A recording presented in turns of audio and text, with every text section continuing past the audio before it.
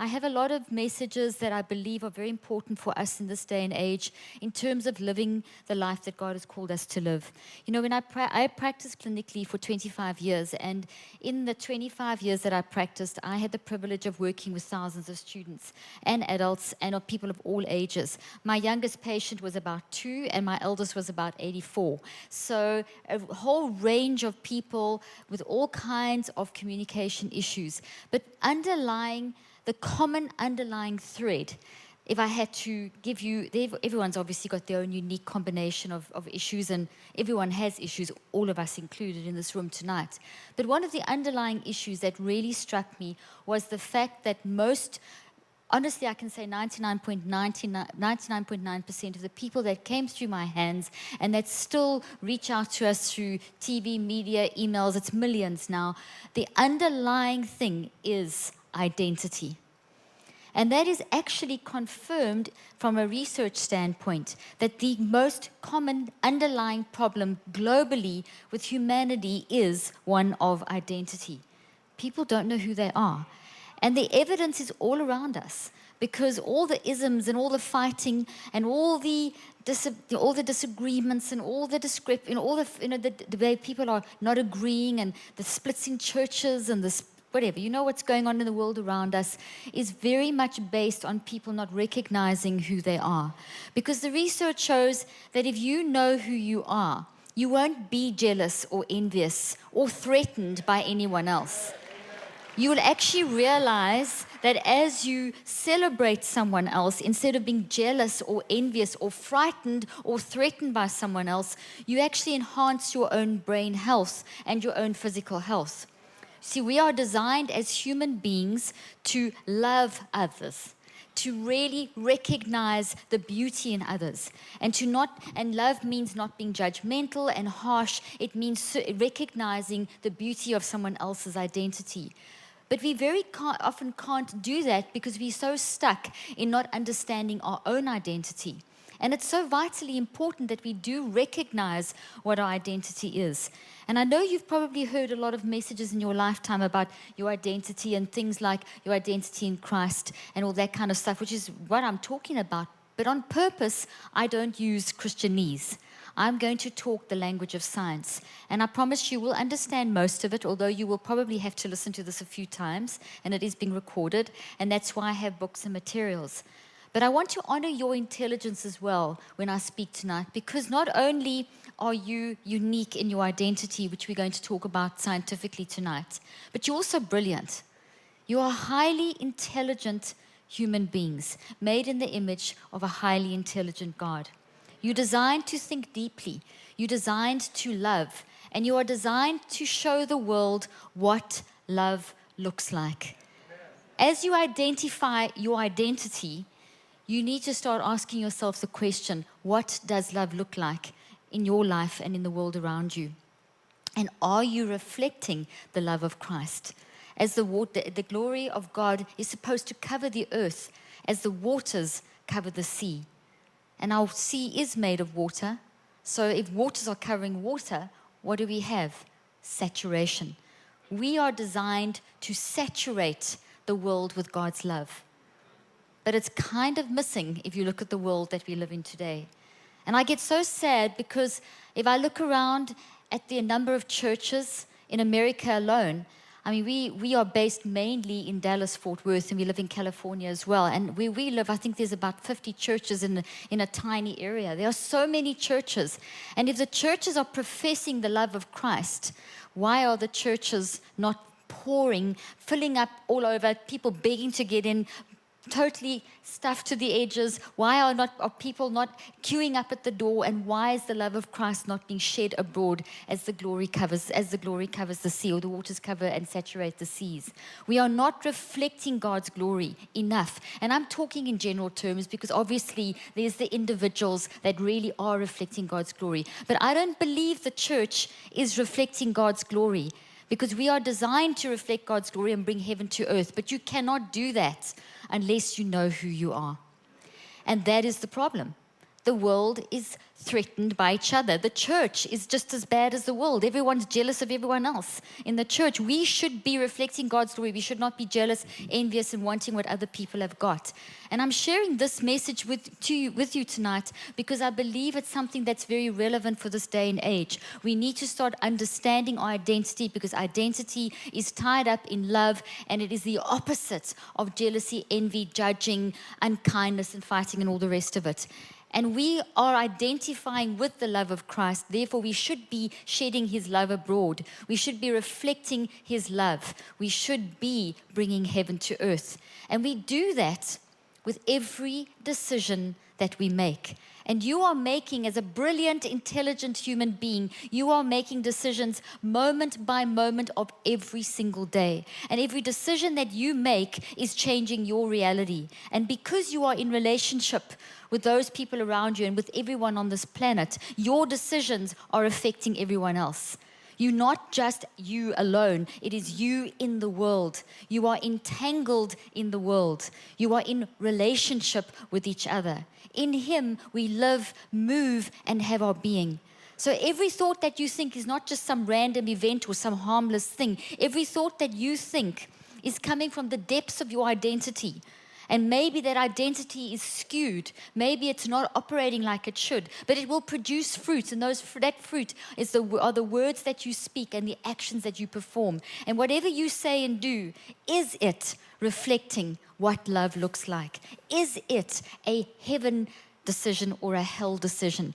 What are you doing with your thoughts? What are you doing with your words? Because if you know your identity, you will reflect that to the world. In Ephesians, the first few chapters, Paul talks about our identity in Christ. What does it mean to have a love nature? What does it mean to have this mind that is making decisions that are in alignment with the nature of the love of God?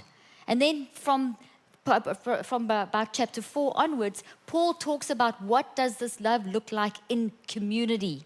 So that your identity is meant to reflect love in your life, and it's also meant to make a difference in community. You are a human living in a world with other humans, and you are entangled, so whatever you are is supposed to be changing your community. So I want you to understand this concept through science, because I know what I've said to you now, you're all saying, yes, I know that. You're not telling me something that's new. I have an identity. I know I mustn't be jealous. I know I mustn't be envious. Maybe you didn't realize that jealousy and envy is going to give you brain damage. Well, now you do. Okay, so every time that you have envy, jealousy, and argue and fight with someone else, you're pretty much giving yourself brain damage. So fortunately, you can change your mind, and you can actually fix that damage with your mind.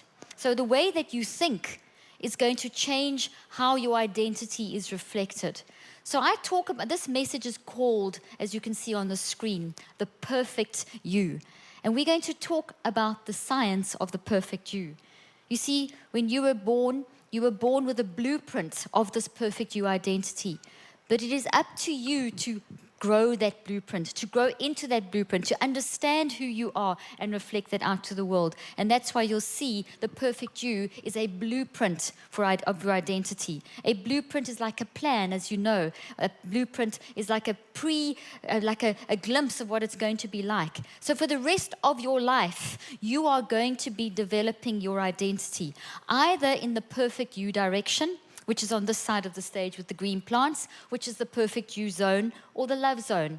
And on this side of the stage where you see the wiry looking tree, that is the imperfect you zone, and that's the toxic zone. That is the fear zone. As the scriptures so clearly say, we do not have a spirit of fear, but a spirit of love, power, and soundness. So your default mode is one of love, one of power, and one of soundness. Have you actually thought about that kind of identity? You actually have an identity of love, power, and soundness. So now we look to science and we see, what can science tell us about what does this mean? What does this love, soundness, and power look like? What does it actually mean? These are not just words to be bandied around. The word is alive and living, as you know. It means something. So if you understand your identity in terms of your love, power, and soundness, in terms of perfection being your default mode, and I'm pointing to this side, this is your normal, natural, because you're made in God's image. God is love, therefore your nature is love, your nature is soundness, and your nature is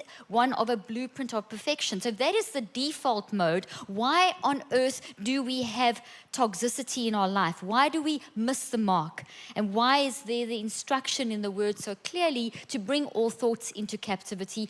All thoughts, not just some, all thoughts into captivity, and also to renew our mind, and all those kinds of scriptures. So there's something going on here. There's something going on about we actually have to do some work to find out what this blueprint of our identity is. What does it mean to operate in love, soundness, and power? What is the responsibility that comes with a love, power, and sound mind, the perfect you nature of man that you're developing? And what does that look like in community, because you're entangled in each other's lives? So I want to read you a little part of a poem by Ralph Waldo Emerson. Okay, we'll see that coming up on the screen.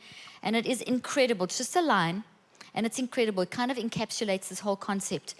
Insist on yourself, never imitate. You see, your identity is so unique that there is something that you can do that no one else can do. And your you-ness, yourself, insisting on being yourself means that you are reflecting the love of Christ into the world, and you are saturating the earth with God's glory. But if you're not being yourself, if you're not in your perfect you, if you are imitating someone else, you're going to lose courage in who you believe you are. You're going to lose insight into who you are. You're going to feel all kinds of feelings that are going to take you away from the love zone and into the fear zone. You're going to step out of the perfect you and into the imperfect you, and it is going to affect your happiness, your peace, the way that you deal with life. And the things like rejoicing despite all those circumstances becomes just a scripture that you read, but not something that's that easy to apply in your life. And that, yes, it is difficult to apply in your life because life happens. But once you know who you are, you start getting a different way of managing situations. And you start doing what I call freaking out in the love zone. Okay, so that's what we have to learn to do. We have to learn to make our bodies and our brains work for us and not against us. So 2 things very quickly. I'm a scientist, as you've heard, so I'm talking about science. Science is not something that's scary. It's not something that is fighting against spirituality. Science and spirituality are very much one thing. There's one author of both. Okay, so spirituality is the story, and science is how does the story work. Okay, so really science is vital in the church. It's vital for us to understand the magnificence of who we are and how we function in community. So we use the tools of science to understand humanity. What has God created? Us and the world we live in. So by honoring science, we are honoring God. Because as Stephen Hawking, who died this week, as you may have heard, an incredible scientist, he said, where there is life, there is hope. And that is so true. Where there is life, there is hope. And as human beings, we are so incredibly complex and beautiful and intelligent and have this phenomenal identity. And your identity is not the same as mine. And there's something you can do that no one else can do. So if you're not functioning in your perfect you, the whole world suffers. How can I say that? Well, Scripture says that in Him we live, move, and have our being, and that we are in relationship, and all the parts of the body, in Ephesians 4:16, has a function, and all those scriptures. Well, science tells us the same thing. Looking at the principles of quantum physics, for example, which is a field that really helps us to understand how we function and our identity, where there's one of the main laws of quantum physics is called entanglement. And entanglement means exactly what it says. Entanglement. It means relationship. It is considered the primary law of quantum physics. Let me tell you how interesting that is. Quantum physics is considered to be the most accurate of all sciences. It is fundamental to everything about humanity. And you'll see as I talk today and tomorrow, and you'll see in my materials, I have this concept simplified really down to a very basic, accessible level. You will see that What quantum physics actually says is that we are in relationship and that we are actually made of love and we live in love and we come from love, and love is an energy force, and there must be some supernatural source that is the source of all love. And 95% of people in studying quantum, or that are involved in quantum physics, dealing with this kind of thing, the talking about energy, etc., believe that we come from some kind of supernatural force. In other words, 95% of the most accurate scientists believe in God. Wow. Okay? They may not call it God, but they're not scared to say the word God. We always think scientists are atheists. Not necessarily. They're not necessarily, they just use a different language. And this is what we've got to stop judging others. We need to start listening, because what we will see from quantum physics is that it is actually saying that if God wasn't looking, nothing would exist. And scientifically, they have actually proven that there is a source of energy that is keeping us alive. And it must be some supernatural beyond what we can actually physically see. So I know this is a lot to take in, but I want to start off right up front showing you that science, God is using science to show us that we need to understand our love nature. We need to understand the power of our nature. We need to understand that we are entangled in each other and that we are in relationship with each other. So quantum physics' primary law is one of relationships, and relationship is that when, for example, two particles, subatomic particles, are in a relationship, when they are separated by many millions of huge distances, if one spins this way, the other one will spin that way, because they are in relationship. You see, what we see from quantum physics is that there is no space-time dimension that keeps things separated. So you may be 10,000 miles away from someone that hurt you and that you haven't forgiven, but though it's as though, because of the laws of quantum physics, which are God's laws, that person, that every time you think a bad thought about that person, you are actually damaging yourself and increasing your connection to that source of pain, because that's, according to the laws of quantum physics, it's beyond space and time, and it's as though they're standing right here next to you.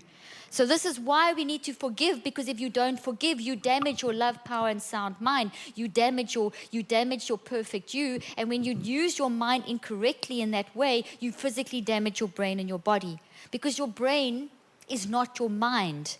Your mind and your brain are separate. Your mind works through the substrate of your brain. The brain is physical substance, and it's the place, and it's very complex, and it's very incredibly complicated and incredibly brilliant and wonderful how God has designed the brain. But your mind moves through your brain, and then your brain changes as a result of your thinking. So when I talk about mind, I'm talking about your ability as a human to think and to feel and to choose in your unique way, and in your unique way that no one else can do.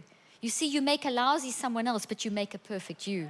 So when you imitate someone else, you lose your identity.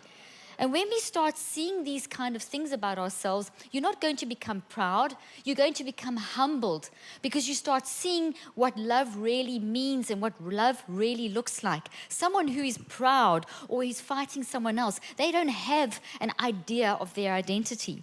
Because you don't need to be jealous or envious or proud when you understand your identity. Are you starting to get this? God is love. Love doesn't need pride. Pride and love can't go together. So when you know who you are, the pride goes. The humility comes. The love, the reaching out for others. The model that Jesus Christ laid out for us when Jesus walked this earth, that model becomes very easy to follow when we operate in our identity.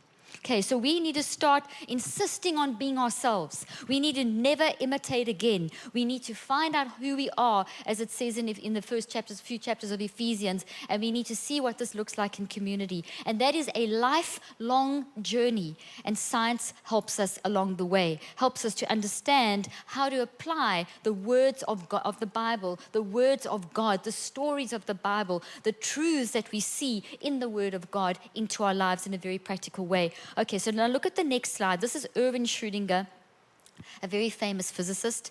And he said, the task is not so much to see what no one has yet seen, but to think what nobody has yet thought about that which everybody sees. Did you get it? Okay, so your task is not to see what no one has yet, not to see what no one has yet seen, but to think what nobody has yet thought. When I did my neuroplasticity research back in the 1980s, I found that when you teach someone, I researched and proved that when you teach someone to think in a deliberate and intentional way, using their mind, operating in their unique, perfect you identity, they would change their brain in a positive direction. The brain is made for love. It is wired for love. There is no structure, there is no circuit, there is no enzyme, there's no protein, there's no neurotransmitter that is designed for anything in the imperfect you zone. We do not have fear circuits. We do not have jealousy circuits. We do not have irritation, worry, anxiety circuits. Those are things that we learn to do. Those are the result of operating outside of our perfect you nature. So you as a thinking being, as an intelligent thinking being, you are thinking and you are feeling and you are choosing moment by moment of every day, either in your perfect you or in your imperfect you. So when we get instructed to bring all thoughts into captivity, we are very clearly being told by the Spirit of God that you need to be self-regulatory. You need to be very intentional about what you are thinking, because science shows that whenever you think, you are changing the structure of your brain. Right now, as you are listening to me, you are building networks. You are changing the structure of your brain. You are growing little branches called dendrites to hold the words that I am speaking. And you are doing this at speeds faster than 400 billion actions per second. Consciously, you're not aware of this. You have a conscious mind and an unconscious mind. But on an unconscious level, 24/7, you are turning the things of your mind into matter in your brain. As you think, you grow. You are making matter out of mind. You are always in a Genesis moment. The question is your Genesis moment looking like love, or is your Genesis moment looking like fear? Are you operating in your perfect you or your imperfect you? You control that reality. You have free will. I lay before you life and death, blessing and cursing. Choose life so that you and your descendants may live. You and your descendants may live. You're in relationship. You're entangled. What you do affects other people. I just read a piece of research the other day about how when you are in stress or when you are toxic towards someone else, you are changing their genes. You are affecting their DNA. Your loved ones, the people that you are in deep relationship with, you have the power to mess up their brains by your actions. When we pour love on someone, we change brain chemistry. We change our DNA. You see, we as humans create matter out of mind. We are changing our own brain. You are your own neurosurgeon. You are doing stuff in your brain, and it's either going to be good for you or not good for you. And you're not designed to live in this zone. We're designed to learn how to live in that zone. So you have free will. God's given you the ability to choose. How much easier it would have been if God just made us all a bunch of robots, that we automatically operated in love and we automatically worship God and live the way that we should do. But that isn't actually love. Coming with love is the freedom of choice, because as you know, you cannot separate love and free will. You choose to follow and believe in God. You choose to love the people around you. You choose whatever you do, you choosing that. Not someone else. Yes, you're influenced by your circumstances. Yes, you have a story. Every single one of you has a story. And yes, you may have been exposed to the most terrible things in your life, or you may be being exposed, and that's all part of the context of your life. And that is why we need each other, because whoever's going through something is going to need other people to love them, to give them the courage, to then have the courage and the strength to face what they're going through with all the strength that they can muster. You see, we help each other in that way. And as you help someone else, your own healing, according to research coming out of top Ivy League universities, you will increase your own mental and physical healing by a factor of up to 68%.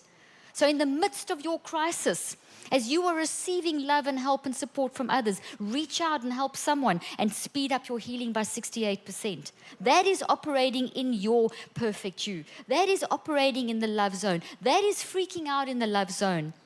You see, in February last year, we've got 4 kids. Our son, we've got 3 girls and a boy, and our son is our 3rd child, and it was his 20th birthday, and he studies at UCLA, and he did a study abroad program in Rome. And the day that he got there, the day that he arrived in Rome, first of all, his suitcase got lost, so he had to go to the airport and find that, and eventually found that. And then they went out for dinner with the professors to give them orientation. And afterwards, they decided as a group of students just to go and hang out and have some fun their first night in Rome. And they landed up in a really bad area of Rome by mistake. And they got out of the car and the Uber, and as they realized, my son realized, because he'd been to Rome a few times before, so he realized that something was wrong in the area. So he was calling the Uber, like trying to get the Uber back, calling one on his cell phone and calling his friends, but his friends had kind of separated from him because there was a huge crowd. Long story short, my son was noticed by some thugs, and they pulled him into a back alley and beat him up, but so badly that he could have died.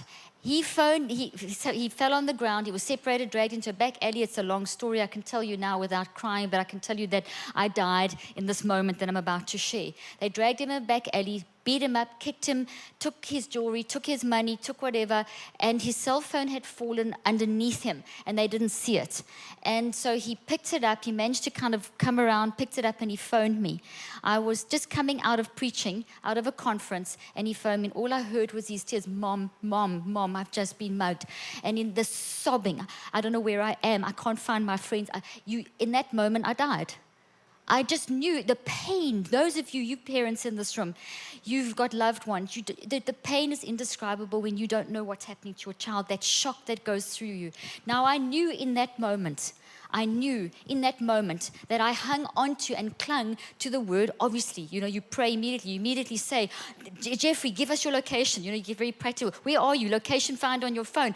God, the angels are with you. I'm praying, Jeffrey, where are you? You commute. You're doing all those things in that moment. But your heart is like your whole body goes into shock, and you have to make a choice. And I thank God for the knowledge that I have about quantum physics. And that's why I'm so passionate about sharing, and why I've written books about this stuff to help you, because quantum physics is God's stuff. Quantum physics has helped me understand the power of prayer. It has helped me understand the power of love. And I, at that moment, realized I had a choice to make. I had to believe that God is who He says He is, that God is beyond space and time, that yes, I might be thousands of miles away from my son, but I am with him because he's mine, we connected. I had to choose to believe that God is there, that I'm speaking that word over, all that stuff. Or I could choose to think, where is he? Is he alive? Has he just been murdered? Because as he was talking to me, the phone was taken away from him. As he was talking to me, all I heard was suddenly pounding feet. I spoke to him for about 30 seconds, and then suddenly all I heard was pounding feet and a deep breath, and I heard this loud noise. I didn't know if my son had just been shot. I didn't know if he had just been trafficked. I didn't know anything for the next 2 hours. I didn't know if he was alive or if he was dead. And I had to make a choice in that moment what I was going to do. I realized with my mind that I was going to activate the love, power, and soundness of Christ that was within me, in my identity, and apply that in this situation and believe all the stuff that we know we're supposed to believe.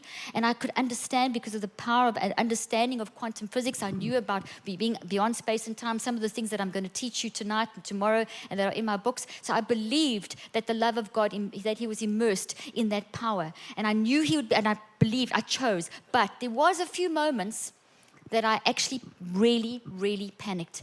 And I could feel my body, honestly, I could feel my body just packing up. Mac stayed strong.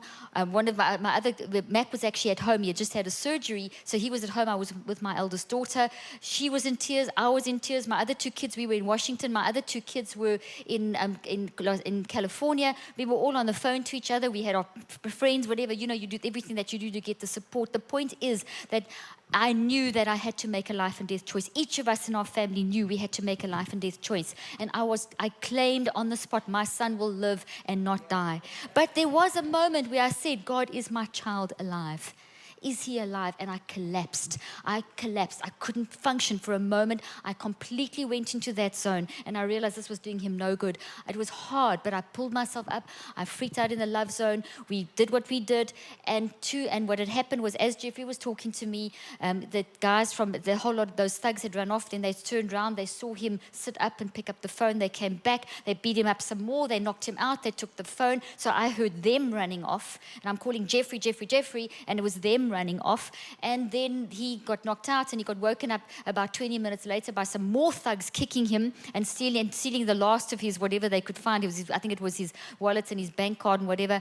And the only thing they didn't take was his student ID. Anyway, he managed to creep into, when he woke up, he managed to drag himself into a little local bakery that was opening up to start baking breads and things. And they put him in a taxi and got him back to the school and got police there.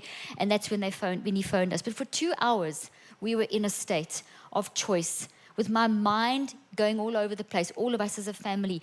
And Jeffrey said to me when we were talking, he said, Mom, there was a moment when I felt such intense fear. I didn't know what to do, but then suddenly I felt covered in love.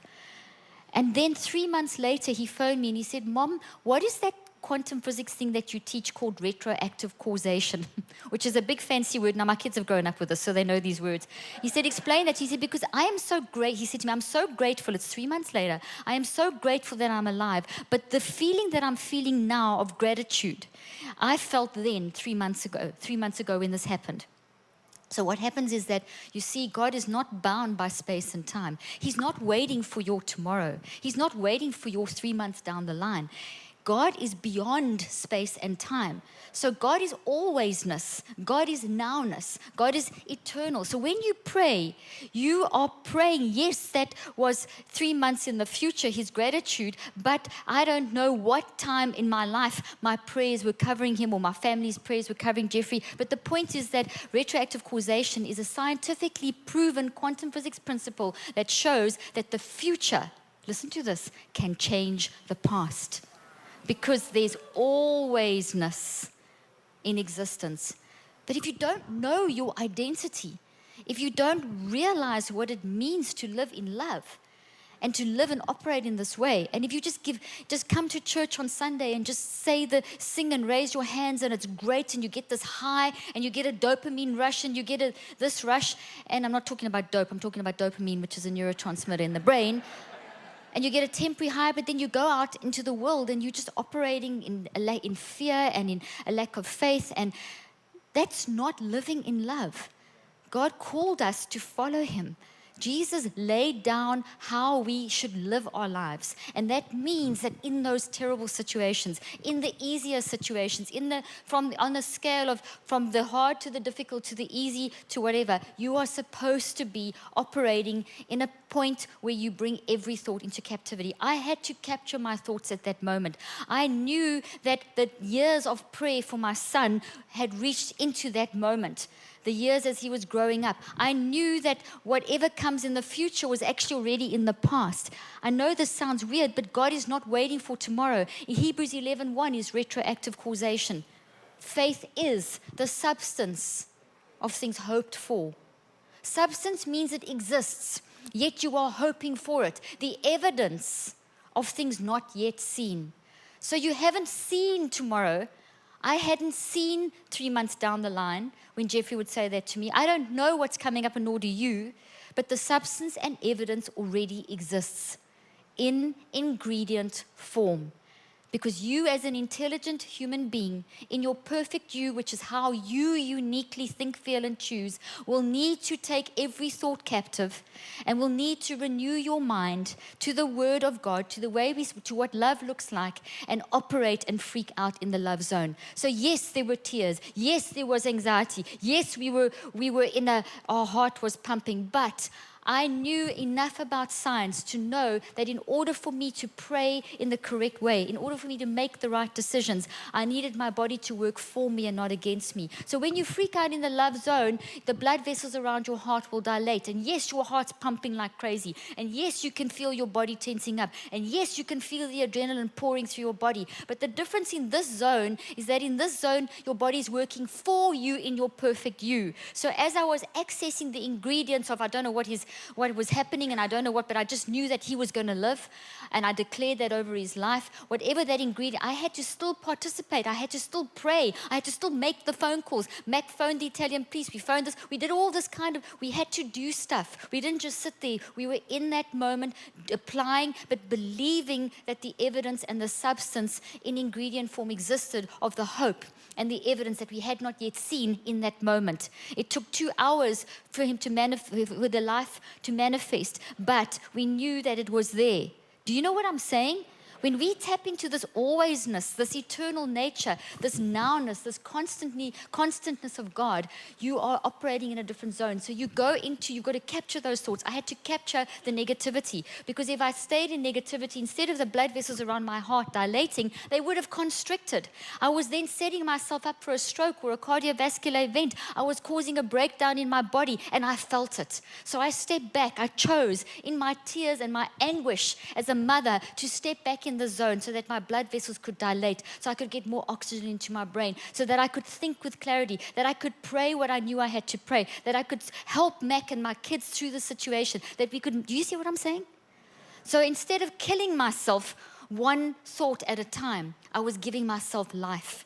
And in giving myself life, I spoke life and love along with my family, in agreement with my friends and family, into Jeffrey's life, and he felt it.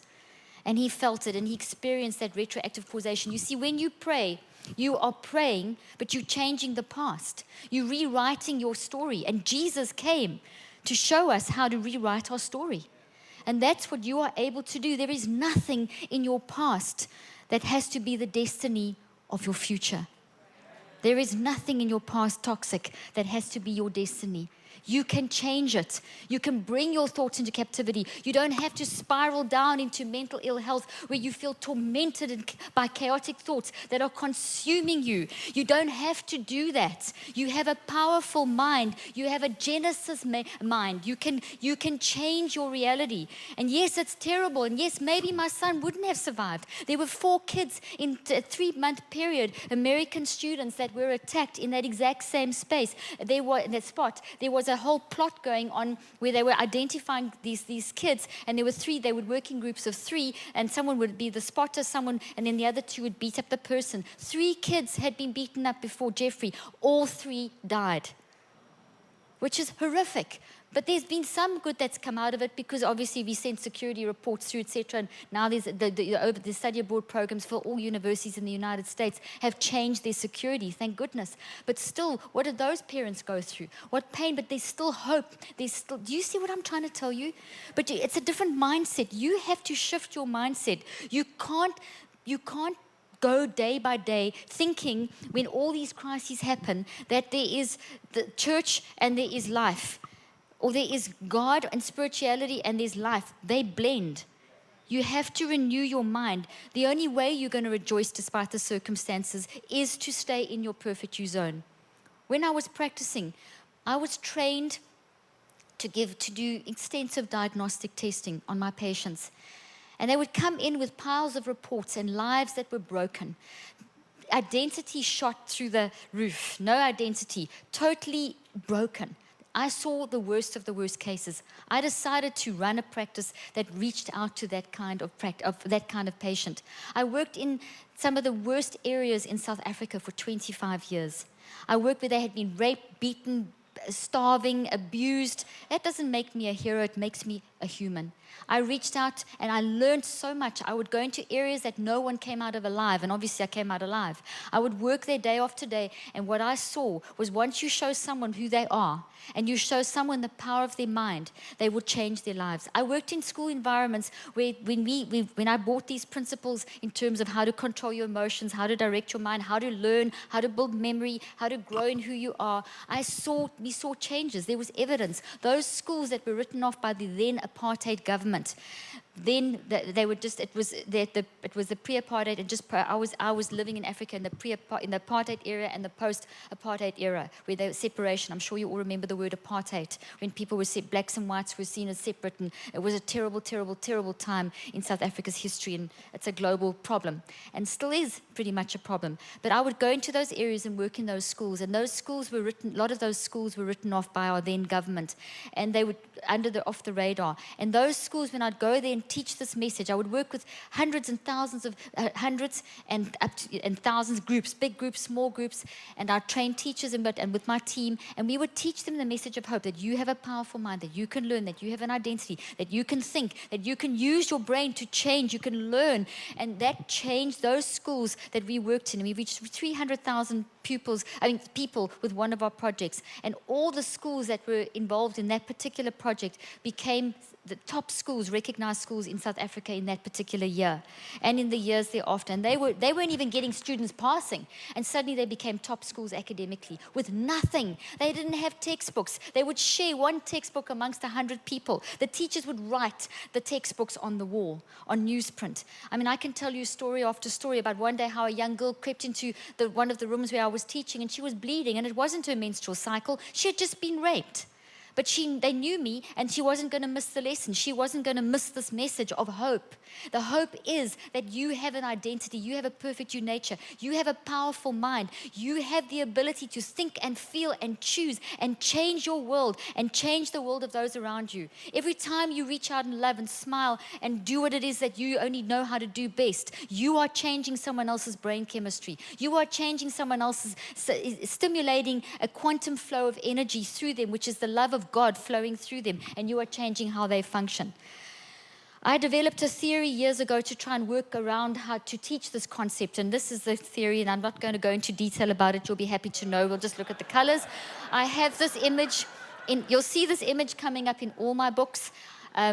Scientists develop theories that are based on what we think, and this is the science of thought and how we think and how our mind changes our brain and how we have this identity and the power of our mind. So all the stuff I've been saying is encapsulated in a scientific theory, which forms the foundation of all the techniques, etc., that I've developed. So basically, through God's grace that I've developed, you'll see this image in all my books and a simple explanation applied in different contexts. Okay, so the reason I'm showing you this is that one of the things that I wanted to investigate was in the 80s. We were told that your brain couldn't change. I was told by my professors that your brain can't change. Now, I knew that you could bring your thoughts into captivity, and I knew that you could renew your mind, so obviously you could change. Now, your mind is not your brain, and your brain is the physical, and your mind is how you think, feel, and choose. So therefore, if you're thinking and feeling and choosing correctly, you can change your brain. You have the ability to change your brain. So based on that, I started researching what we call currently now, since the mid-90s, called neuroplasticity. And that is the basic ability that we have as humanity, that when we think, we can change the structures of our brain. So we can change our destiny. You can create a bad reality, and you can fix that bad reality. So as you make a wrong choice, it wires into your brain, it becomes something fixed. You've created matter out of mind. You've turned the actuality into a reality. But if you don't like that, and it's manifesting in the wrong way, with your mind breaking down or speaking toxic words and actions in your life, etc., you can change that. And that's what I meant a moment ago when I said that your past is not necessarily your identity. This is not who you are. This is who you have become. So therefore, you can unbecome it. And in the 80s, we were told that couldn't happen. So I set out to prove it, and I did show it. I showed in my research that when you think, you change your brain, which means you'll change your intellect, which means you'll change your emotions, which means you'll change your ability to think, your cognition, which means you'll change your behavior, whether it is academic or whatever, however it's going to manifest in whichever way that you do. Maybe you're in corporate business, maybe you're at school, maybe you're in both of those, whatever. Whatever you're doing with your life, when you change your mind, you change your brain. You create matter out of your mind, which is very powerful. So that's what this theory does. And just there's one graphic I'm going to show you here, just to give you some idea of how powerful your mind is and what it really means to have a love, power and a sound mind. Let me show you the power element. As you are thinking now, I already mentioned that you are literally taking my words, which are electromagnetic. The images you're seeing are electromagnetic energy and quantum energy. What you're hearing is a sound wave, so acoustic energy plus quantum energy. It's going in your brain. It's firing through your brain. Your brain is firing up in response as you're thinking, feeling, and choosing at 400 billion actions per second. Consciously, you're aware of your thinking more or less every 10 seconds. Okay, and that's very significant, every 10 seconds. So you've got all this amazing stuff going on in your brain, and the result is that your DNA responds, your genes start switching on and switching off, and you influence them. So research shows that as your mind signal, your thinking is influencing your DNA. It is the 98% factor influencing how you physically function. You have 75 to 100 trillion cells in your brain and your body. The quality of the health of every cell in your brain and body is dependent on how you think. The latest oncology or cancer research shows that cancer is 98% what we're doing with our thought life. Dementias, these are not normal progression into, as you become old, that you have to get dementia. They've shown it's a thought disorder. So as we don't deal with our toxicity, the unforgiveness, the bitterness, if we've lived a life of anxiety and constantly worrying, we are damaging our brain, because the parts of your brain that build your memories are in your thoughts build your memories. So if you're building bad thoughts, the physical structures of your brain that are holding those thoughts become damaged when it's toxic memories. So just worrying about getting Alzheimer's, and I'm sure some of you here, if you're honest with me, you're worried about getting Alzheimer's because it's all over the news, and every year how many more million people are going to have it. Do you know what I'm talking about? Be honest here, who's had a secret little, oh gosh, I hope I don't get it. Who's had that fear? Okay, so I'm going to say something negative and then followed by something positive, okay? So be calm when I say what I'm about to say. Just the mere fact that you have worried about getting Alzheimer's has increased your chance of getting Alzheimer's by 63%. So I know that only a few hands went up, but I know it was a lot more of you that are worried. But now you're aware, you don't have to worry. You've actually reversed that statistic in an instant. You can reverse that statistic. You have that kind of power. So if you indulge in worry and torment and anxiety and anger and frustration, if you look at the glass always being half empty, if your mindsets are, if you don't have healthy mindsets, if you don't operate in your perfect you zone, you are damaging your brain and making your life more difficult, and you will feel it physically in your body, and it will manifest in anxiety and worry and depression, which are not diseases. They are not genetic diseases. We have been lied to as a public. I've been involved in this research for years, and I can tell you as a scientist that we do not have serotonin imbalances. It's not even science. It's just a way of selling you drugs. Yes, we do have depression and bipolar, but they're not diseases. Those are adjectives. You know what an adjective is? It describes something. The house, the big house. Big is an adjective, okay? Bipolar, schizophrenia, these are big words that describe a bunch of symptoms of people that have mind issues. They're descriptions for people that are in trauma. You have a story. Your story is important. You have a context. You're going through stuff and you've gone through stuff. So obviously it's going to affect you. My son did have post-traumatic stress disorder for a season after that trauma. All of us did. But we weren't diseased. We didn't need medication. We had to bring our thoughts into captivity. You don't want to disable your brain, because whatever you put in your mouth is going to change the structure of your brain. Okay, and psychotropic drugs do it in the wrong direction. I'm going to talk a little bit more about that tomorrow. But just for those of you that are not going to be here, I have a lot of information on my website on mental health, and a lot about how these drugs work and how they're wrong, etc. Tons of stuff. My webpage is drleaf.com, and in my books I also have some explanations of that. I mean, that is a whole 8-hour workshop on its own. But let me tell you that God says very clearly, bring all thoughts into captivity to Christ Jesus. Do not drug all thoughts into captivity. Psychotropic medications, which are antidepressants, anti-anxiety meds, antipsychotics, and things like Ritalin, which is a stimulant, those do not fix your brain. They damage your brain. And for a season, you may feel better because they tend to numb the emotions. And that's not what we're supposed to be doing. They damage your brain. But the good news is when you get your mind under control, your mind can fix your brain. Your brain can heal. And that's what I would always see, right? I said I told you all of this to tell you that when my patients walked into my practice, they would come with a lot of stories, a lot of sad stories, and a lot of sometimes reports of all the things that they couldn't do. And I was trained to do a whole lot more diagnostic testing to tell them more things that they couldn't do. Okay? And I didn't do that. In desperation, I did my research. That's why I showed you that theory. And I developed profiles to try and help people to first understand who they were, because I really felt convicted that the first place to start was with identity. If you've had years of people telling you that you can't do this and you're bad at that and failing at school and feeling anxious and people telling you that you're a diseased human being and that you're this and you've got that and live with this and you're schizophrenic, you're gonna feel awful about yourself. Your identity goes. You don't think you have any power. You don't think you have any hope. And where there is life, there is hope, to quote Stephen Hawking again. So I wanted to give my patients hope.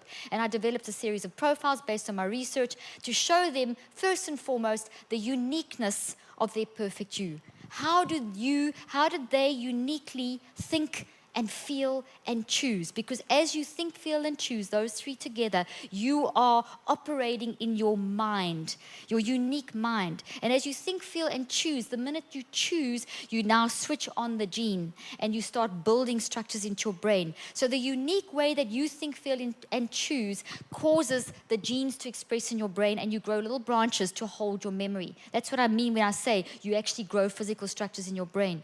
So if you think, feeling, and choosing in a very toxic way and you're tormenting yourself with thoughts and you keep staying there, you are building damage into your brain, which will then manifest as neurochemical chaos and quantum chaos in your brain, and you will feel the depression and the anxiety and all those kind of things, and they'll progress unless you catch them. So with my son and with all of us, what we did was we didn't allow ourselves to think. I mean, I had to stop myself.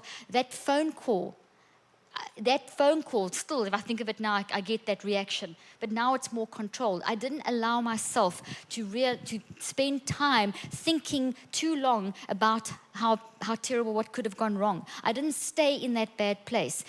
But I tried to, I wanted to, because it was almost felt easier to go down that negative road. But it's actually not easier to go down that negative road. The reason you feel that is because of the burst of emotions. You're a human. You feel pain. You need to feel that pain, but you need to feel that pain in the love zone, because then you're safe. You're safe in the love zone. I'm not telling you to deny things. Don't suppress your emotions. You've got to channel those emotions into the love zone. You've got to speak those through. So we would speak. My son would phone me if it was the middle of the night for 2 hours, whatever. If he was having he would phone me and talk to me. If I felt that I was having a bad moment, I'd wake up Mac and talk to him. Or he would talk to me or my kids. So you open, it's dialogue, talk, listen to that story. I decided to look at my patients as I look at each of you and say, what is your story? Tell me your story. Not what's wrong with you. Let's give you another label. Let's give you another checkbox and another lot of tests and give you. Once you know who you are and you have the story of your life being built and you get into your perfect you, which I did with the profile. And that profile, one of them, I've done a few. One of those profiles is in this book called The Perfect You. Okay, so there's like a huge part of this book that's got that profile. I also have online programs, which are like little courses that you do. And there's another version of the profile, and it's also called The Perfect You. I would do that profile with my patients. And I would spend, even if I spent the first few sessions, first of all, focusing on, let's not look at your problem, let's look at you. Who are you?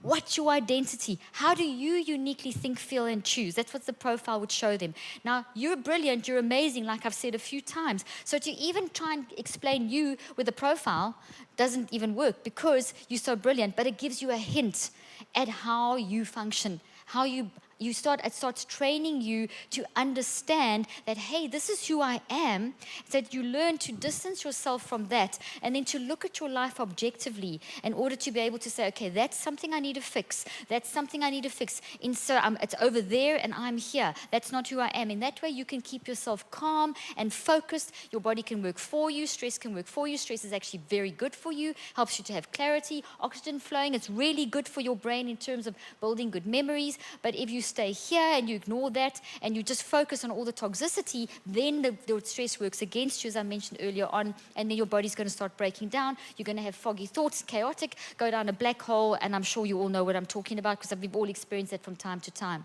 So just to prove to you how powerful you are, I've done a lot of research, and one of the graphs that you see up on the screen now, you'll see it says mind changes brain. You'll see that there's bars it's a bar graph, and there's 3 bars, and the one is there's like you can see they're different sizes. Okay, so what happened was that I worked in a group of schools that I did different types of research. This research was I worked in schools with children that had been children and adults that had been identified as having major learning disabilities and various different types of dementia and autism, and it was a whole kind of community, okay? And what I did was I introduced, through the teachers and therapists, a way of understanding how you think through the profile, and then I developed a 5-step technique on how you can actually control your thoughts and detox your brain and build your brain based on how thoughts form. So when I talk about the science of thought, when I talk about you being able to create realities in your brain, when I talk about you creating the physical matter in your brain, it's pretty much a 5-step process that you go through. And it's obviously very complex. The 5 steps are simplified version. But I mean, no one's going to listen to me if I give you 5,000 steps. So I simplified it down to 5 basic things that incorporate a whole way of thinking that teaches you how to discipline your thought life. And when I did this in the schools, what I did was, first of all, in this group of schools and in this community, between 1991 and 1992, I looked for a trend. And I wanted to see, is there a natural improvement in people's cognitive and intellectual and emotional functioning in an environment? In other words, does an organization naturally grow in intelligence, the humanity in that organization? And there's a little trend. What happens is that we have across the globe, in organizations, schools, churches, corporations, what you'll have is like a little flow that happens. You'll have ups and downs depending on what happens each year. But it kind of can be leveled off as being almost like a straight line. But when you introduce deliberate and intentional self-regulation and deliberate and intentional thinking through, for example, the 5 steps that I've developed, you actually then change that trend. And you can see, look at the jump in 93. And this is a study I did over 3 years with a huge group of people. So as soon as you start teaching people to become aware of their identity, to become aware of how they're thinking, to bring those thoughts into captivity, you are going to change the way that people function. So that graphic where you see the jump, that shows an improvement in people's academic functioning, cognitive functioning, emotional functioning, and it was a huge improvement. So what my research showed, and many other people's research since then, because this kind of research is now very, there's a lot of it. It's happening all the time. People are showing how the mind can change the brain. But back when I did this in the 80s and early 90s, I was told it's ridiculous. Why are you even bothering to do that? Your brain can't change. And there was honestly a handful of us in the world that were working in this direction. And now it's all over the place, this research, because now we know from brain technology and from changes in behavior, etc., that when you change your mind, your behaviors will change. So I just want to encourage you that there's a science behind what God tells us. When you change, when you renew your mind, that's what you're doing. Look at that graphic. When you're renewing your mind, when you are lining up with your perfect you, when you start understanding your identity, that's why I would start with my patients. First, I would do the profile, get them excited about their identity. Then I'd say, okay, now let's fix what's going wrong in your life, whether it's academic or emotional, cognitive, whatever it was going on in their life, communication-wise, we would then address that, but from here, as opposed to from here. Understand that? So in the Perfect You book, the profile and all this philosophy and quantum physics and a ton of stuff that I'm hoping to get through as much as I can over this weekend, but you'll find it there. Then in this book over here, Switch on Your Brain, you will find, which I spoke about the last time I was here, you'll find the 5-step technique in here. And there's also an online course program thing that will help you with that, okay? So I want to now just kind of summarize what I've been saying and give you a little bit more quantum physics, just to show you how quantum physics lines up so beautifully with the Word of God. And I want you to get excited about the power in your mind. Okay, so if the mind can change the brain in a positive or negative direction, if we know we have power in our minds, if we know the danger of thinking badly, why would we ever step out of the perfect you? I want you to ask yourself that question. Because you kind of all know that we're made in God's image. I mean, you know that. You know we must renew our mind. You know you must bring all thoughts into captivity. You know we must think on these things, good, true, wonderful. We read it all the time. But why do we still miss the mark? Why do we still get toxic? Why do we still have depression and worry and anxiety? Okay, number one, you can't control the events, and number one part of the answer, you cannot control the events and circumstances of your life. Because the events and circumstances of your life are actually the result of other people's decisions. Okay? But there is something you can control, and that is your reaction. Okay? Your reaction. And that's why I started with the story of my son. I started reacting wrong. Okay, at first I panicked, then I got better, and I was in this flux until I decided, I know what that is doing to my brain and my body. I'm not going to be any help to my son or my family in that zone, but I'm going to be a lot more help to my family and my son in this zone. So I had to choose which direction I'm going to go in, but I had to be aware of that. I knew my identity was one of power. I know the power that's in my mind because I'm studying it, not just have read it in the Word, but the story of the Word has become alive through the science. So as a scientist, I'm telling you tonight that right now, at this moment, you are creating your next reality. Do you like what you're thinking about? When you go out of here and you talk to your husband or wife or children or friend, are you gossiping? Are you judging? Are you proud? Are you thinking that you're better than that person? Are you operating in love? What does love look like in your life? Because what love looks like in your life is going to change how you function. You are then going to emit energy. Now, before you think this is something weird, where do you think energy comes from? God. Bishop Berkeley, who was a bishop and a scientist 350 years ago, said that God is always looking. And because God is looking, that is why we exist. If God stopped looking, we wouldn't exist anymore. Quantum physics has actually proven that.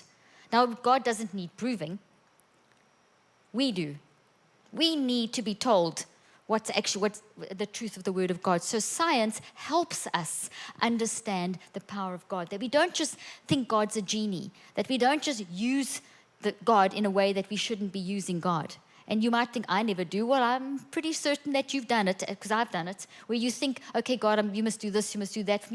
God is not a genie. God is not there at our beck and call. God is God. Huge love. Okay, so now quantum physics shows us that, yes, you may see me standing on the stage and you may see each other in this room here, but we can then break you down, and we can look at your cells and your brain, and we can go down to subatomic particles, and we can go all the way down to what you're made of, and what we'll get to eventually is waves. You are actually a bunch of energy waves waving in gravitational fields. Just a couple of months back, when they had the Nobel Prize winners, 3 Nobel Prize physicists won the Nobel Prize for identifying or how to understand quantum gravity. And quantum gravity is basically you and I, we are waves of energy waving, and hold on to your horses. Okay, I know this sounds crazy, but just hang in there. We are waves of energy waving in energy. And that energy is a gravitational force, and it has a source. Okay, the source is love. So as quantum physicists, now I'm not talking church anymore at the moment. It is church, but it is God stuff. But let's talk science for a moment. These waves, when they look at them, they have the values of love. Scientists have said this. They actually say the values, so what are they made of? The substance of reality is actually this energy force that is good, because we see when we operate in love, when you translate back from the wave back to humans, and I speak love to you, and I'm reaching out in love to you, and I'm listening to your story, and I'm encouraging you and helping you, I am emitting energy of love. The energy of God is moving through me. You know, when you reach out and get in a rhythm, I'm talking about getting in a rhythm with the Spirit. I'm talking the science of getting in a rhythm with the Spirit. When you get in a rhythm with the Spirit, when you listen to the Spirit of God, every 10 10 seconds, which is what we are, according to science, able to do. If you are talking to the Holy Spirit every 10 seconds, which according to science, that's what your brain is designed to do, that means every 10 seconds, which is 6 times a minute, you are bringing the thoughts that you are busy thinking, which are your reactions to the events and circumstances of life, you are bringing them into captivity to Christ Jesus. And you are saying, okay, God, this is the situation.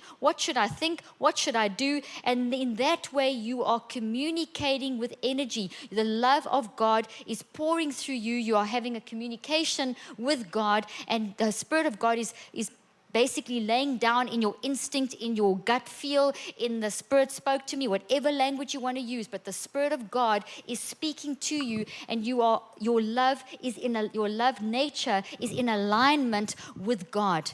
Because what they've also found is that as Sir Roger Penrose is an Oxford mathematician. He's a Sir Roger Penrose. He is so brilliant. He's considered one of the top mathematicians of the century. And what he has discovered, and I'm making a very complex thing, that he worked with Stephen Hawking. They worked on black hole theory and all kinds of incredible stuff that I don't really understand. And I listen to his lectures and I understand about 3 words of it, but I've read tons of his stuff, so I know his general theory. And what he says, one of the most powerful things that this guy says, and I'm summarizing it, okay, is that we as humans are made of love, and we are embedded in a universe that has the space-time dimension that you've heard of Einstein, you've heard of the space-time dimension, you've heard of relativity. Even if you don't know what it means is that we live in a universe, and this universe has values. And those values, according to Sir Roger Penrose, are love. And there's a mathematical equation, a very, very complex mathematical equation that explains this love. So we have a mathematical way and a quantum way of actually understanding what we are living in. And that is, I'll give you a very practical example of what this very complex thing means. When you've stood next to someone who's negative, you know those people that you go and within 2 seconds they're gossiping, or they are just like, so this is bad and that's bad and this, and you're actually scared to walk away because they might say something about you, you know, that kind of, but after 10 minutes of being in that conversation, you actually feel like you need a shower because you feel so, and you can feel that, that energy hitting you. You feel something's wrong. Do you know what I'm talking about? That is us not operating in the heaven to earth mode. That is us, that is that person, or you maybe have done it yourself to other people. You know, sometimes when I get worked up about something, you know, Mac will, because he knows these terms, so he'll throw them back in my face. I throw them back at him too, and my kids, and we do it to each other. He'll say, you know, I can feel that you've disrupted the love. I can feel it. You know, and, you know, like Mac will suddenly, you know, do something and say, we'll get irritated. You know, you'd use a body movement. And I'll say, you know, I don't want those negative photons. I mean, really, we talk the science language, but what's happening, but you can feel it. When someone gets mad at you, it almost feels like you need to move back.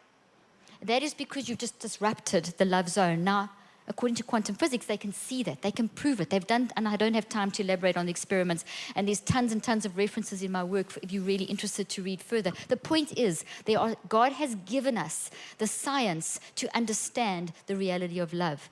And everything, like you plug in your computer and it gets energy and you've got to charge it, that's what we're doing. We are charging when we plug into God. When we get in a rhythm with the Spirit, we are plugging into that love, and then that love moves through us. Do you know how a radio works? Let me give you a very simple explanation of how a radio works. It's a box with fancy electronics. It takes an electromagnetic, non-physical wave. That moves through those electronics, and out comes a sound wave. A sound wave is considered physical. It moves through the oxygen particles in the air, and it hits your eardrum, and it moves into your brain, and you get quantum energy in your brain, and you start thinking, because you're hearing. As soon as you hear, you're starting to think and feel and choose. So the electromagnetic is considered a non-physical wave. It goes through this physical substrate, and out comes something physical. So in other words, when you plug into the Holy Spirit, you are tuning into the non-physical. You are tuning into the spiritual world. What do the scriptures say about the spiritual and the physical?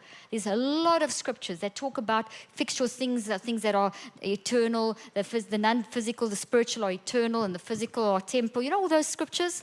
Okay, so we see in science, and this is some of the science that I've worked on for years, is that the non-conscious or the non-physical is the spiritual. So when we talk about the non-conscious mind, when we talk about a non-physical wave, we're talking about the spiritual dimension. And what science shows is that spiritual dimension is actually 90 to 99% of who you are and the world that we live in. And this is what Sir Roger Penrose is referring to. This non-physical dimension, the spiritual dimension, has the values of love and ethics and goodness embedded in it. So when we are operating out of our perfect you, out of rhythm with love, out of rhythm with the Spirit, we will then speak that gossip, and we are physically sending out the clanging gong. Remember the scripture? When you speak a word, when you link into the Spirit of God, you're going to speak a word in season. Okay, you getting this? But if you don't tune into the Spirit of God, you're going to sound like a clanging gong. You know that scripture? So in other words, when you don't tune into the love of God, you are going to speak ugliness and toxicity. If you don't bring those thoughts into captivity, you're going to speak the wrong thing. You're going to build because whatever you speak, whatever you do, you actually first thought about, and you thought about it. Now this is going to shock you. You thought about it for at least 63 days. And because you cannot say something without having thought about it for at least 63 days.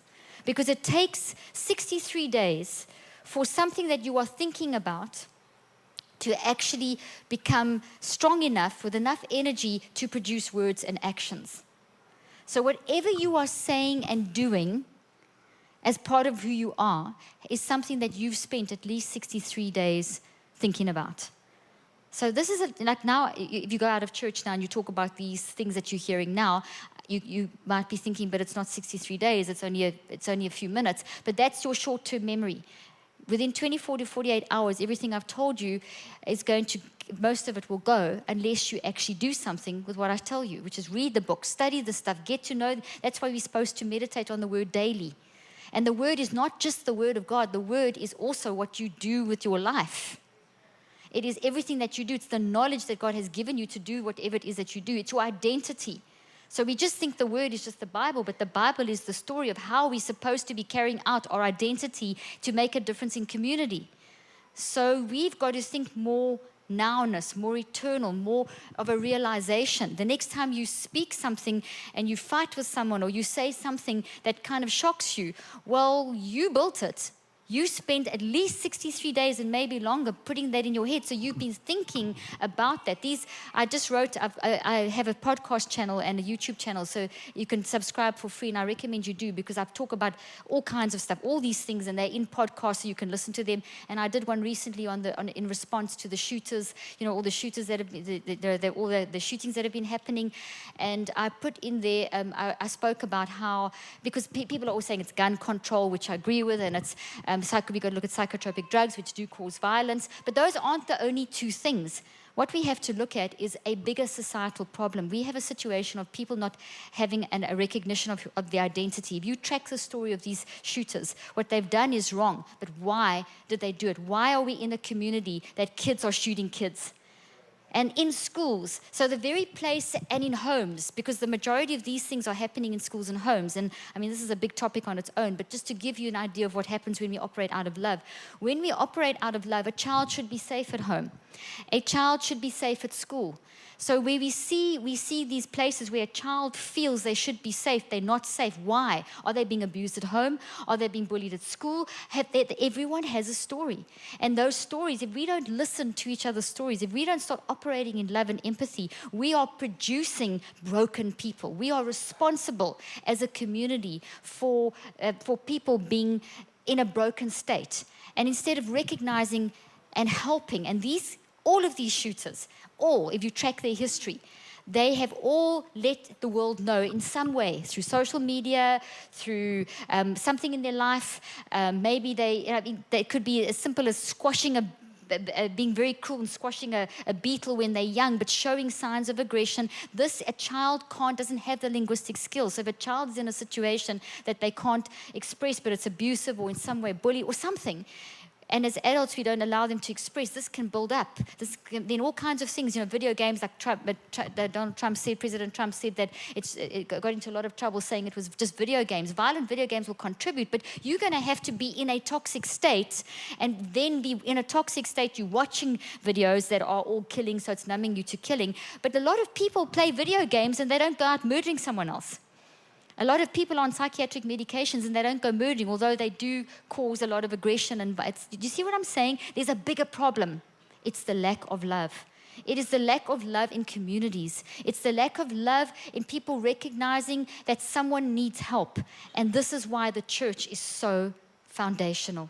So foundational to changing our communities. We need to be places of love. We need to be in a process within the church of getting into our perfect you, so that we can reach out and tell the world, this is a safe space. You can come here no matter what. We will love you. We will help you. We won't judge you. And we need to tune into each other. We've become so self-obsessed with our selfie society. That was a bunch of S's. It kind of worked there. Our alliterations there. We've become so engrossed in looking at the next feed on our Instagram and Facebook. And I've done a whole lot of stuff in my books about social media. And I've got a new one coming out this year with these principles that I'm talking about. But essentially what we are so busy looking at the external and comparing ourselves, we become obsessed with trying to make ourselves someone else. We're trying to imitate someone else. Remember where I started? When you try and imitate someone else, you're going to become very unhappy, very depressed, and you're going to be looking for things that are not going to give you satisfaction. But social media is not a bad thing. It's a great way of communicating, but it's how we are using it. Are we operating in love? Use your social media, but instead of criticizing someone and gossiping about someone, why don't you write something nice on their page that you mean, not just to look good because everyone else that's fancy and important is commenting, so you better comment along with them, but genuinely mean that. Are you seeing a few kinds of things that you can start doing to change your community? And when we tune into others and not just tune into ourselves, and in the perfect you state, you'll see when I explain in the book The Perfect You, when you're in the perfect you state, you become very, very aware of listening to others. You're not so keen or you're not so desperate for someone to hear you. You actually are able to listen. And in listening, you will be listened to. You start tuning into others. It's very hard to tune into anyone when you're in a toxic state of your imperfect you, with your no identity, getting caught up and tormented by your thoughts and frustrated and angry about, look at my life, it's so bad, and look what's happening to me, and whatever. And yes, bad things happen. You can't control the events and circumstances. You're going to get that phone call at 3 a.m. Your kids are going to do things that you wish they wouldn't do. Your boss is going to do things. It happens. We all know that. But instead of falling apart and becoming tormented and toxic, remember your identity. Remember to freak out in the love zone. Remember to get into this zone to make your brain and your body work for you so that you have clarity of thought. Remember, in this zone, you've plugged into the Spirit of God. You've plugged into the space-time values embedded in the universe. You've plugged into truth. And when you do that, you will then have the Spirit of God filling you, and you will have wisdom in how to manage that situation through your tears, through your freaking out in your love zone. I cannot stress enough how important it is to do this. Okay, I'm going to continue this tomorrow morning because I don't even know what the time is and how much I've gone over. 7:45. I haven't beat Kenneth, Brother Copeland's. He did an 8-hour marathon the one time. Okay, so I'm going to stop here, but tomorrow morning, I hope you'll come back, because tomorrow morning I'm going to start talking about, if you look up there, I'm going to start talking about worldviews and choice, the science of worldview and how this influences our identity, and choice. What is choice? How do we choose? What is choice? Is there science behind choice? Is it real? Because we live in a world that for the last 350 years has focused on what we call materialism. It's focused on the physical. It's focused on the 1 to 10%. It's focused on the tip of the iceberg. What do I mean by that? And this is the last thing I'm going to share with you this evening, just in preparation for tomorrow morning. That an iceberg, you can only see the tip. You've all heard this analogy before. But underneath the iceberg, scientists can't tell where an iceberg begins and where it ends because they all blend into each other. And we know from science that 90 to 99% of the iceberg is actually under the water. And it kind of feels, each iceberg blends into other icebergs, so it kind of feels like it's almost eternal in nature. So it's a very good analogy to explain that who you are as a human. Your spiritual nature is eternal. It is this under the iceberg. It's huge, it's massive, it's quantum in nature. It works beyond space and time. It's not bound by your tomorrow. It is massive and fast. Your conscious nature is slower. Your physical, the tip of the iceberg. So what you can see is the tip of the iceberg. But underneath the tip of the iceberg is this huge world, this huge spiritual world that we are supposed to tap into because it is run by God. It is created by God, and it is all about love. And when we operate in that, science shows us this actual experiments, they've done experiments, when people are thinking love thoughts, it changes the nature of how their brain is functioning. They did an experiment, and this really is the last thing, just to prepare you for tomorrow. They put people in a Faraday cage, and a Faraday cage blocks off all electromagnetic signals, all chemical signals. It blocks off a whole lot of signals, so it kind of separates people. So the only signal that can be operating is on a quantum level, because quantum goes through barriers, quantum energy. And what they did first was they put two people that are in relationships sit next to each other, and they were just sitting next to each other, and they were just thinking about how much they loved each other and good thoughts about each other. They were then separated and put each into their own Faraday cage. So there was no physical, they couldn't see each other, so there was none of the five senses being activated. There was no electromagnetic, because when you stand next to someone, you can actually physically generate, you can feel another person's electromagnetic energy. When you look at someone, your brain has got mirror neurons, and that means that you actually can mirror. You're mirroring, like a mirror shows you your reflection. When someone cries, you cry with them. When someone laughs, you laugh with them. When someone yawns, you yawn with them. We have mirror neurons in our brain that help us to empathize. We have another structure in our brain called the insula that helps us to feel empathy for others. So God's designed us with all these sensory abilities to tune into each other. So when you put people in a Faraday cage, you block all of that. You block the electromagnetic connection, and you only have the non-spiritual operating. And what they did with these people that had meditated on how they love for each other was when they're in their separate Faraday cages, they shone a torch in the one person's eyes. And the areas that lit up in their brain, the other person didn't have the torch shone in, only the one in the one cage. In the other Faraday cage, the same areas lit up in their brain as though the torch was being shone in their eyes as well, because they were connected. Okay, so that has huge significance and huge implications. You are connected, you are entangled. Every thought counts. You need to find your identity, because in finding your identity, you are going to connect with others in the way that God has designed you to connect, and you are going to show love to others in the way that only you can show, because there's something you can do that no one else can do. God bless. Thank you. See you tomorrow.